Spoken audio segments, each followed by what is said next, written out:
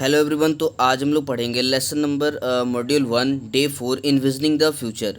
सबसे पहले हम लोग यहाँ पार्ट ही देख लेते हैं कि हम लोगों को इस लेसन में पढ़ना क्या है। तो पार्ट में हम लोग देख लेते हैं लेसन ऑब्जेक्टिव्स। फर्स्ट क्या है, फर्स्ट दिया गया आपको discuss and explore the principles of allocation. मतलब यहाँ पे देखिए आपको इस लेसन में पढ़ाया जाएगा, आपको डिस्कस करना है और explore the principles of allocation. मतलब आपको इसमें पूरा समझाया जाएगा एलोकेशन क्या होता है, प्रिंसिपल ऑफ एलोकेशन क्या क्या हैं। ठीक है, तो इसमें हम लोग एलोकेशन के बारे में पूरा जानेंगे। ठीक है, सेकंड हम लोग देख लेते हैं। सेकंड है think and present views.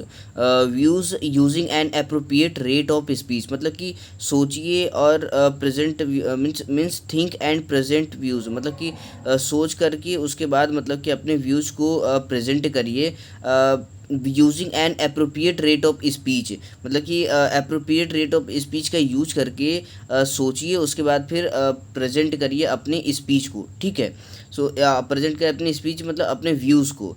And correct sentence structure. तो ये इन सब चीज़ों के ऊपर भी अभी हम लोग नीचे डिस्कस करेंगे कि किस तरीके से मतलब कि रेट ऑफ स्पीच का हम लोग यूज़ करेंगे और किस तरीके से अच्छे से यूज़ करेंगे, प्रॉपर यूज हम लोग कैसे कर सकते हैं। तो ये पूरा का पूरा हम लोग अभी नीचे पढ़ेंगे।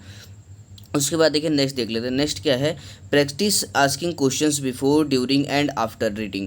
यहाँ पे देखिए आपको बीडीए के ऊपर कहा जा रहा है प्रैक्टिस करने के लिए। बीडीए मतलब कि जब भी आप कुछ भी कर रहे हो, बुक पढ़ रहे हो या फिर मूव कर रहे हो या कोई वीडियो देख रहे हो क्लास में, तो बिफोर मतलब कि पहले क्वेश्चन लिखिए, उसके बाद ड्यूरिंग मतलब कि जब आप उस चीज़ को कर रहे हो तब कोई भी एक क्वेश्चन बनाइए, मतलब जो भी आपको नहीं समझ में आ रहा है या फिर जो जिस तरीके का भी क्वेश्चन आपके दिमाग में आ रहा है। फिर आफ्टर मतलब कि ख़त्म हो जाने के बाद उसके बाद आप लास्ट में फिर एक क्वेश्चन बनाइए। ठीक है, तो ये बीडीए हो गया आपका। उसके बाद देखिए नेक्स्ट है आपका relate learning from week 1 of the MOOC with the expectations defined on M1 day 2। तो यहाँ पे देखिए आपको क्या करना है, रिलेट करना है आपकी लर्निंग को वीक 1 से। जो आपने मूक में जो आपने मूक किया होगा उसमें जो वीक 1 में आप लोगों ने जो पढ़ा है लर्निंग, उससे आपको यहाँ पे रिलेट करना है। ठीक है, अपनी लर्निंग को। उसके बाद देखिए थर्ड क्या है, थर्ड आपका वही सेम जो हम लोग का पहले रहता था, communicate effectively by practising minimal pair. मतलब कि अगर आपको अपनी लैंग्वेज को अच्छा करना है और कम्युनिकेशन आपका अच्छा करना है, दूसरों से कम्युनिकेट इफेक्टिवली कम्युनिकेट करना चाहते हैं, तो अपने कम्युनिकेशन को बेटर करने के लिए मिनिमल पेयर का प्रैक्टिस करते रहें। ठीक है, उसके बाद नेक्स्ट है आपका, यहाँ पे देखिए प्रीपोजिशन की भी बात की गई है। यहाँ पे जैसे कम्युनिकेट इफेक्टिवली मिनिमल पेयर, और सेकंड क्या है प्रीपोजिशंस, मतलब कि दोनों का आपको यहाँ पे प्रैक्टिस करना है अपने लैंग्वेज को और बेटर बनाने के लिए। अब यहाँ देखिए पार्ट बी है। पार्ट बी आ गया हम लोग का व्हाट इज़ एलोकेशन। मतलब कि अब यहाँ से हम लोग को पूरा का पूरा पढ़ना है कि अब एलोकेशन होता क्या है। और मतलब कि देखिए एलोकेशन आपको ये देखिए बहुत इंपॉर्टेंट है, क्योंकि इसी के ऊपर कहीं ना कहीं आपका कंटेस्ट होगा जो जिसमें आपको पॉइंट्स वगैरह मिलेंगे। ठीक है, तो यहाँ पे आप लोग इसे समझिएगा कि एलोकेशन देखिए होता क्या है। एलोकेशन का मतलब यहाँ पे सिंपली आप लोग समझिए, ये बहुत ज़्यादा लंबा चौड़ा लिखा गया है, मतलब ये पढ़ लीजिएगा आप लोग समझ में आ जाएगा, बट मैं सिंपल में समझाने की कोशिश करूँगा। एलोकेशन मतलब कि होता है the ability of speak clearly. मतलब कि कोई भी चीज़ आप बिल्कुल क्लियरली बोल रहे हो, अच्छे से बोल रहे हो, प्रॉपर वे में बोल रहे हो, तरीका आपका अच्छा है।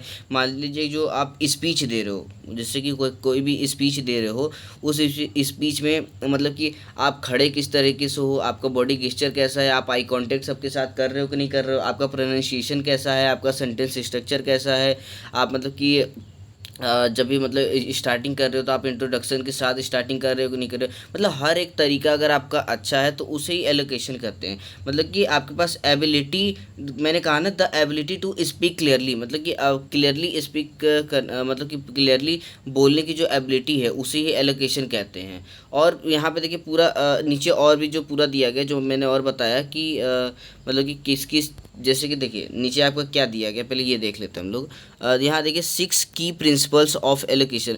यहाँ पे 6 की प्रिंसिपल्स ऑफ एलोकेशन दिया गया है, जैसे कि मैंने बताया ना बॉडी गेस्चर, आपका आई कांटेक्ट और सेंटेंस स्ट्रक्चर, तो कहीं ना कहीं उन्हीं सबसे ये रिलेटेड है। सबसे पहला है आपका आर्टिकुलेशंस। आर्टिकुलेशन है आपका, तो आर्टिकुलेशन का मतलब देखिए क्या होता है, the formation of clear and distinct sounds in speech. मतलब कि ये देखिए मैंने खुद से मतलब कि एक सेंटेंस बना करके आपको यहाँ पे मैं बता रहा हूँ कि आर्टिकुलेशन मतलब कि मैं सिंपली आपको समझाने की कोशिश कर रहा हूँ। खुद से बनाने का मतलब मैं आपको जितना ज़्यादा ज़्यादा सिंपल में आपको समझाने की कोशिश कर रहा हूँ।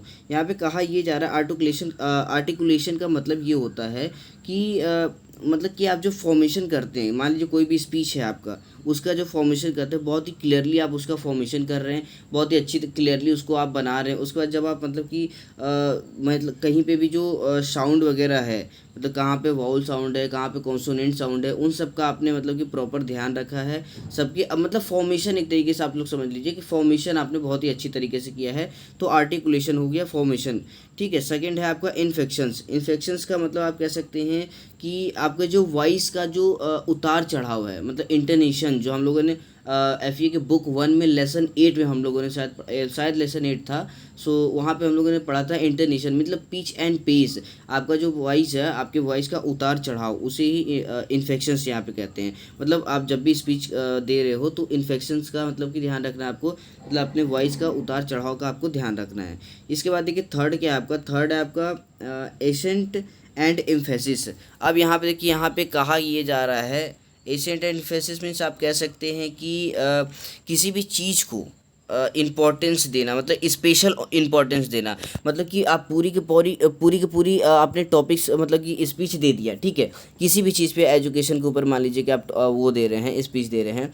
आप पूरे के पूरे टॉपिक में, पूरे के पूरे आपके स्पीच में, मतलब जो जिसको आप चाहते हैं कि इसको आप ज़्यादा मतलब कि इम्पोर्टेंस दें, तो उस पॉइंट को आप वहाँ पे स्ट्रेस डालोगे, मतलब कि उस पॉइंट को आप थोड़ा ज़ोर से बोलोगे और स्ट्रेस डालते हुए बोलोगे, थोड़ा सा मतलब थोड़ा सा वहाँ पे टाइम लोगे आप उस चीज़ को बोलने में। तो मतलब कि जहाँ पे आप इम्पोर्टेंस जिसको ज़्यादा स्पेशल इम्पोर्टेंस जिसे आप दे रहे हो, तो वहाँ पे मतलब कि कहा ये जा रहा है एसेंट एंड एम्फेसिस।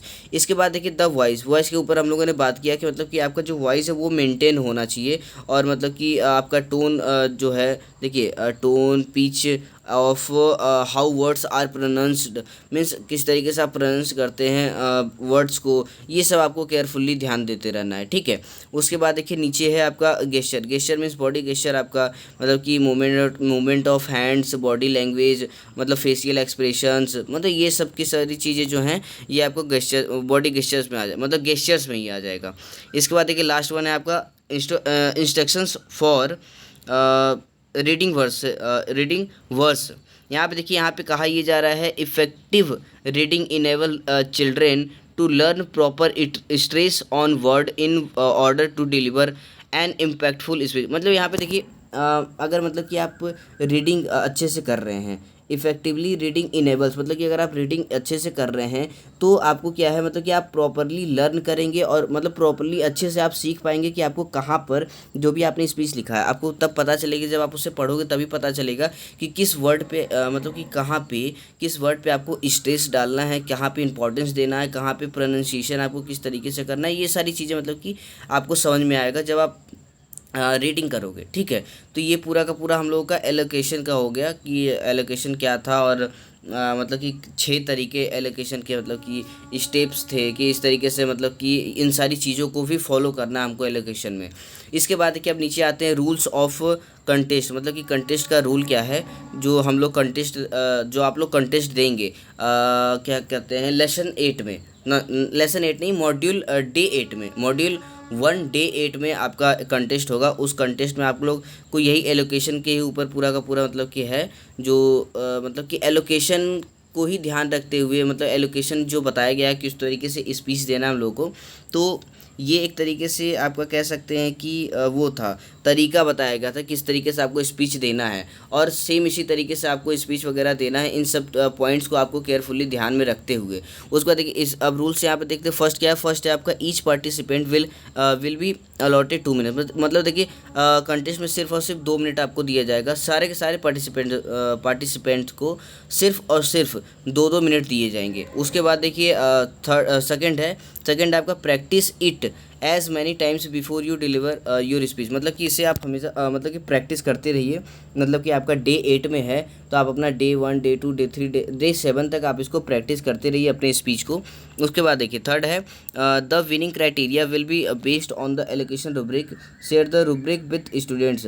अब यहाँ पे देखिए एलोकेशन रूब्रिक हम लोगों ने हम लोग शायद डे 5 में पढ़ेंगे। एलोकेशन रूब्रिक जो है हम लोग डे 5 में पढ़ेंगे, तो वहाँ पे हम लोग जानेंगे कि क्या है और विनिंग क्राइटेरिया क्या है, किस तरीके से मतलब कि हम लोग जीतेंगे, ठीक है।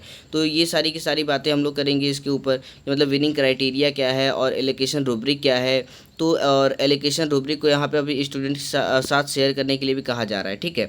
तो ये हम लोग डे 5 में पढ़ेंगे। इसके बाद देखिए फोर्थ है आपका the winning house will be awarded a digital certificate, every members score will be added to the house score. मतलब कि सभी मेंबर्स का जो स्कोर है वो हाउस स्कोर में ऐड होगा, उसके बाद फिर जो हाउस जीतेगा उसे डिजिटल सर्टिफिकेट मिलेगा। उसके बाद लास्ट है आपका all participants will be expected to maintain and decorum in the class and records feedback for the present. मतलब कि जितने भी पार्टिसिपेंट्स हैं वो सब क्या है, मतलब कि क्या कहते हैं, स्पीच जब देंगे तो आपको क्या करना है, जो मतलब कि जो प्रेजेंट कर रहे हैं, जैसे कि जो स्टूडेंट्स वगैरह हैं जो प्रेजेंट कर रहे हैं, तो उन्हें क्या है, बाकी बच्चे जो हैं वो फीडबैक देंगे, तो उन फीडबैक्स का क्या करना है, आपको रिकॉर्ड बना करके रखना है कि आपको क्या क्या कौन कौन से एरिया में आपको इम्प्रूवमेंट करने की ज़रूरत है। उसके बाद देखिए पार्ट डी हम लोग देख लेते हैं। पार्ट डी आपका देखिए कुछ नहीं है, बस वही सेम घिसा पिटा पिछले लेसन्स में हम लोग जो पढ़ते आ रहे हैं चोलुटिका ब्रिज, वही चोलुटिका ब्रिज के बारे में थोड़ा सा डिस्क्रिप्शन में है कि चोलुटिका ब्रिज क्या है, क्या था। तो मैंने बताया था चोलुटिका ब्रिज वही यूएस आर्मी इंजीनियर ने बनाया था और कहाँ से कहाँ तक बनाया था, बस वही सारी चीज़ें हैं और इसमें कुछ भी एक्स्ट्रा नहीं है, ठीक है। एक बार आप लोग खुद से पढ़ लीजिएगा, वैसे कुछ है नहीं इसमें उतना खास। उसके बाद देखिए पार्ट ई है आपका वीक 1 लेसन समराइज, मतलब कि फर्स्ट वीक का आपका यहाँ पे देखिए पूरा समराइज़ किया गया है। और ये वीक 1 किस चीज़ का है, आपका उसका है, मूक का है। जो आप लोग मूक जो कर रहे हो उस मूक का ये पूरा का पूरा वो है, समराइज़ है। तो ये चीज़ देखिए, ये जो पूरा का पूरा है ये आप मूक में करोगे, मतलब कि ये बस देखिए यहाँ पे समराइज़ किया गया है कि क्या क्या चीज़ें आपने मूक में पढ़ी है। तो ये देखिए ये सारी सारी चीज़ें आप ऑलरेडी पढ़ चुके होगे। जब आप इस लेसन पे आओगे तो ये आप ऑलरेडी पढ़ चुके होगे, या फिर हो सकता है अभी आप पढ़ चुके हैं, हो सकता है फिर आप पढ़ चुके होंगे, मतलब मुझे नहीं पता, बट हो सकता है कि आप पढ़ चुके होंगे, क्योंकि ये मूक्स में आपके आते हैं कि what is rhetoric and lecture. यहाँ पे देखिए लेक्चर्स हैं, ये सारी सारे क्या हैं, लेक्चर्स हैं।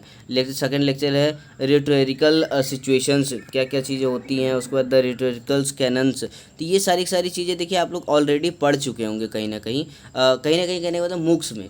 ये देखिए पूरा का पूरा मूक ही है, ये बस यहाँ पे एक तरीके से रिकैप के लिए या फिर रिवीजन के लिए दिया गया है। तो ये आप ऑलरेडी जब पढ़ चुके हो तो यहाँ पे पढ़ाने का कोई मतलब नहीं है, यहाँ पे बस समराइज़ किया गया है, ठीक है। तो क्या होता है क्या नहीं होता है बस यही है। जैसे कि अब देखिए हम लोग जैसे इसकी बात कर लेते हैं कि रिटोरिक होता क्या है।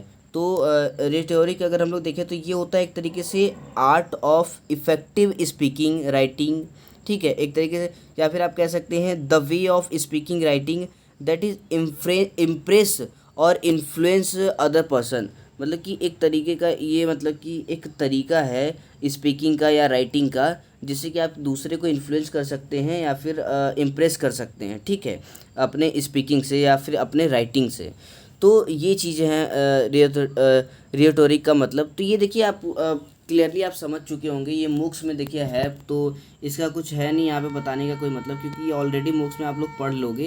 क्योंकि मूक्स में भी जब आप 5-5 मिनट की वीडियोस वॉच कर रहे हो फिर यहाँ भी उसी चीज़ को सेम देखोगे तो कोई मतलब नहीं है, ठीक है। तो ये आपका मूक्स में है। इसके बाद देखिए हम लोग आते हैं SAB में। अब हम लोग अपने SAB में आ जाते हैं। SAB में देख लेते हैं SAB में हम लोग को क्या करना है। SAB में देखिए यहाँ पे सबसे पहला दिया है पार्ट ए वर्ड लिस्ट। यहाँ पे देखिए वही सेम मिनिमल पेयर्स, मतलब कि हैं आपको नीचे 5 मिनिमल पेयर्स करने हैं। तो 5 मिनिमल पेयर्स जैसे क्या क्या लिख सकते हैं आप, जैसे फ्लोर जैसे कि FLOUR फ्लोर, और एक आपका FLOOR फ्लोर, ठीक है, ये फ्लोर हो गया। उसके बाद देखिए आपका सेकेंड आप लिख सकते हो यहाँ पे रॉ और रो, मतलब देखिए RAW रॉ और ROW रो, ठीक है। तो ये आप लिख सकते हो यहाँ पे। इसके बाद फिर देखिए आप लिख सकते हैं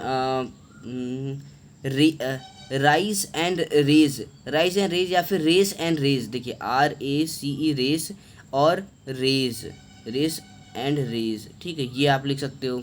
इसके बाद फिर देखिए आप नेक्स्ट लिख सकते हो रेन एंड रैन। देखिए यहाँ पे रेन एंड रैन भी आप लिख सकते हो, RAIN रेन और RAN ran, rain and ran भी आप लिख सकते हो। तो इसी तरीके से आप यहाँ पे जैसे बहुत सारी चीज़ें लिख सकते हो, सैट लिख सकते हो। उसके बाद फिर बेड बैड नहीं, जैसे ये तो इसी में शायद दिया हुआ है। तो यहाँ पे और जैसे कि हैट, हेट, नोट, तो ये सारी चीज़ें आप यहाँ पे मिनिमल पेयर में लिख सकते हो। अब हम लोग बात करते हैं प्रीपोजिशंस की, मतलब कि यहाँ पे प्रीपोजिशंस हम लोग को फिलअप करना है, तो किस में कौन सा होगा वो हम लोग देख लेते हैं। तो फर्स्ट देख लेते हैं।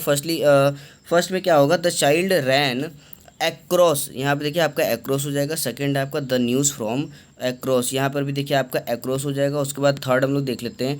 थर्ड में आपका होगा I got up early in, यहाँ पे इन हो जाएगा। फोर्थ आपका सी अराइव्ड ऑन मंडे, और उसके बाद फिफ्थ है आपका I can run 4 miles at at a stage, ठीक है। उसके बाद सिक्स हो जाएगा। सिक्स में आपका देखिए दो होगा, सबसे पहले तो ऑन होगा, सेकंड आपका एट होगा। उसके बाद सेवन देख लेते हैं। सेवन क्या है, the hall could seat up to, यहाँ पे देखिए अप टू हो जाएगा।